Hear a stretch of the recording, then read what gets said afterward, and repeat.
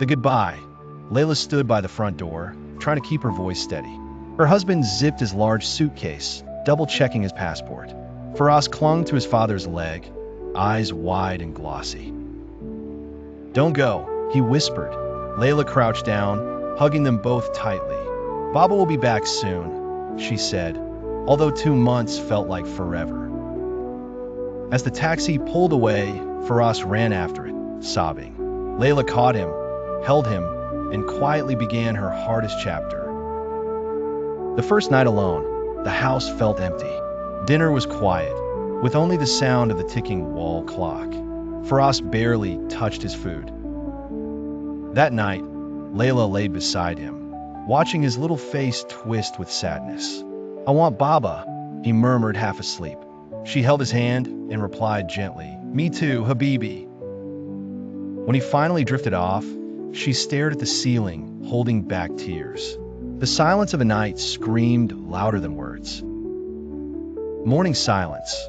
Firas used to chatter during breakfast about his dreams, his toys, his plans. Now, he pushed cornflakes around the bowl with his spoon. Layla placed a napkin in his lap and tried. "Want to help me water the plants after?" He didn't respond. She felt a hollow pit in her chest. This wasn't just sadness, it was grief for a rhythm that had been broken. The drawing. Layla received a call for Firas's teacher. "He drew your family," she said gently, but he scratched out his father's face. Layla's hands trembled as she looked at the picture that night. 3 figures stood under a blue sky, but one had a dark scribble across it. She ran her fingers over the crayon lines. Her son wasn't just sad, he was angry, confused, lost. Grocery breakdown. At the supermarket, Firas suddenly dropped to the floor near the cereal aisle. "I want Baba," he screamed, fist pounding the ground. Other shoppers turned to look. Layla knelt beside him, brushing hair from his sweaty forehead. I know, she whispered, her voice trembling. She didn't care about the stares, only his pain. Sleepless nights. For the 5th night in a row, Firas woke crying. "Baba's pillow doesn't smell like him anymore," he shouted, tossing it across the room. Layla stayed calm. She picked up the pillow, held her son tightly, and whispered stories until he fell asleep again. She remained beside him, afraid he might wake again. Her sleep became just a few quiet hours snatched between sobs. The video call. They finally managed a video call. Firas's eyes lit up when he saw his father's face. "Baba, are you really there?" he shouted, pressing his cheek to the tablet screen. Layla smiled for the first time in days. But after the call ended, Firas burst into tears. That wasn't real. He's not here. The moment of joy turned into a storm of hurt. Small victories. Layla cooked Firas's favorite meal, grilled chicken and rice with yogurt and cucumbers. "Smells like home," she said playfully. Firas hesitated, then took a bite. "This is like what Baba makes," he said softly, chewing slowly. Layla turned away so he wouldn't see the tears forming. A single bite was a silent victory. The question, will Baba ever come back? Firas asked as they played with building blocks. Layla paused, her heart clenched. She smiled gently and said, "Of course, sweetie. He's working to help us. Every night, he dreams of you." Firas nodded quietly, placing a block on the tower. It was wobbly but still standing like them. The meltdown. One rainy afternoon, Firas tore a photo off the fridge and ripped it in two. "He doesn't love us anymore," he cried. Layla grabbed the torn pieces and hugged her son tightly. "He loves us so much he went far away to take care of us," she said softly. Firas's body shook against her chest. She cried too, but silently.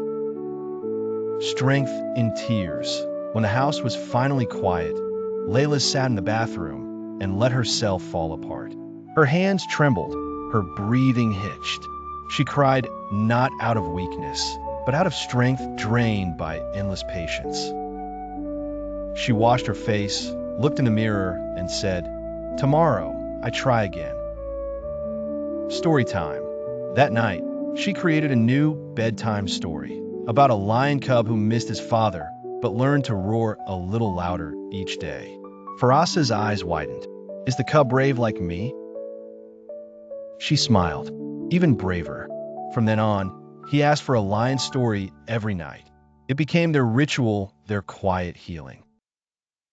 A day at the park. At the park, Faraz saw other kids riding bikes with their dads. He sat alone on the bench. Layla stood up and said, "Race you to the tree." They ran, laughing.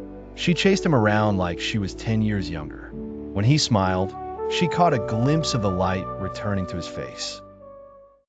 2 months of strength, the surprise letter one morning, a small envelope arrived. Inside was a postcard from Baba, a tiny paper plane, and a note. "To my brave lion cub, I love you always." Faraz slept with the paper under his pillow for a week, whispering "Good night, Baba," each night. Layla watched him sleep, grateful for this small miracle. Anger again. 2 days later, Faraz refused dinner. "If I don't eat, maybe Baba will come back sooner," he shouted. Layla knelt beside him. "Not eating won't make time go faster, Habibi, but growing strong will make Baba proud." He didn't answer, but later, she found his plate empty. The school meeting, Faraz's teacher called again. He's quiet, distracted. He gets upset when other kids mention their dads. At the meeting, Layla listened carefully, taking notes. On the walk home, she said, "How about I pack a picture of you and Baba in your school bag?" Faraz nodded. The countdown. Layla created a calendar with drawings for each day. Every night, Faraz crossed off a square. "Only 14 more sleeps," he would say. With each check mark, he smiled a little more. It gave him something to hope for, a light at the end of his sadness. The return call. Guess what? Baba said during a video call, "I'll be home in 3 days." Faraz jumped so hard he knocked over his chair. "I'm going to show you my new roar," he shouted. Layla sat behind him, her hand over her heart, silently thanking God. The airport. Layla dressed Faraz in his favorite shirt. They stood near arrivals, his hand clutching hers tightly. The moment Baba stepped out, Faraz ran and threw himself into his arms. "You came back," he cried. Layla walked slowly toward them, tears blurring her vision. She finally exhaled. The quiet night. That night, the three of them lay in bed, Faraz between his parents, arms wrapped around both. The room was peaceful. Faraz's breathing was calm. No cries, no tossing. Layla kissed his head. Her heart was tired but full. 2 long months had ended. She had survived them with love.